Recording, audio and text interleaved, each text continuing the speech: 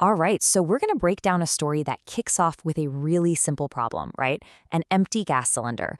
But for three hungry kids, that little problem, it just blows up into this full-blown culinary heist. This is all about how far you'd go when that irresistible smell of biryani is calling your name. So I've got a question for you. How far would you actually go for a hot meal? I mean, really, would you bend the rules a little? Maybe. Break the law? What if you hadn't eaten in like 3 days? I want you to keep that in your head because for our heroes, Chintu, Chinky, and Babu, this question is about to get very real. Okay, so our story kicks off with a problem that I think we can all relate to, right?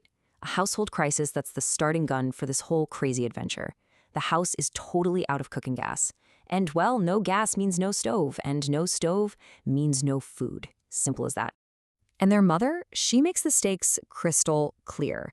This isn't just some chore, it's an ultimatum. She hands them these three empty cylinders, and the mission is simple. Get these filled or nobody eats. Period. Success means dinner. Failure? That means another night with a rumbling empty stomach. So, the mission is set. Our three little heroes head out into the village, and you can just imagine them, right? Lugging these heavy cylinders, totally determined to get this done. At this point, it's just an errand, a simple chore. But things are about to get way more complicated. Okay, so they've got their mission, they're on their way, but their very straightforward plan is about to hit a massive official roadblock. I'm talking bam. This is that moment a simple errand just flips into a real crisis. And it's where we kind of see how the system can just fail the people who need it the most. Just as they're getting close to the vendor, they overhear this shocking public announcement. The gas guy is literally shouting that he's out. Done. No more refills for anyone in the whole village. And just like that, the one official way to solve their problem, poof, it vanishes into thin air. And this next part, this confrontation, it's the huge turning point. They actually plead with him, They tell him, we haven't eaten in 3 days. But his response, wow, it's like a masterclass in not caring at all. He offers zero help, zero sympathy, just a suggestion that is completely, totally useless. This right here, this is the dead end.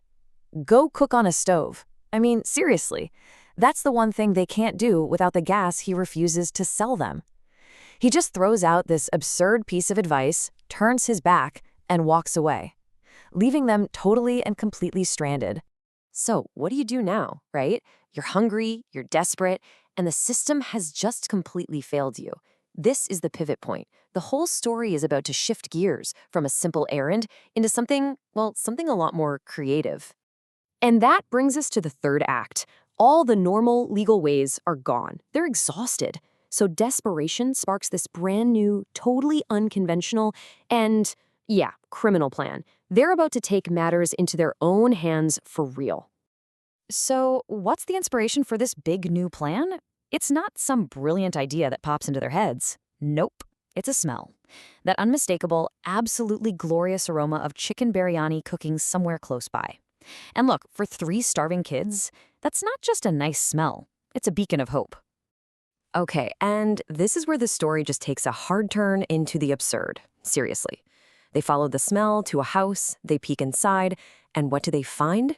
A mother cat, wearing an apron, cooking a giant pot of biryani over a gorgeous, full gas cylinder. This is it. This is the moment. They've found their target, and a pretty amazing, unexpected prize.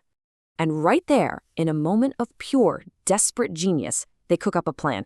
And it's a surprisingly complex 4-step heist. Check this out. Step 1, locate the target. Check. Step 2, Chinky is going to create a diversion by scaring the baby cat. Step 3, while Mama Cat is distracted, the boys, Chintu and Babu, they sneak in, swap the cylinders, and grab the biryani. And step 4, the easiest part, run like crazy. It's a flawless plan. I mean, it's completely absurd, but it's flawless. And so it begins. This is the main event, people. The culinary crime of the century. Operation Cylinder Swap is a go, and all the chaos is about to be unleashed. Okay, phase 1. Chinky kicks things off. She marches right up to this little kitten, holding an empty gas cylinder like it's a weapon, and delivers this absolutely incredible threat. And the baby cat? Well, you can guess, it is terrified. The little cat just lets out this piercing scream for its mom. And that's it. The bait is set, the trap is sprung.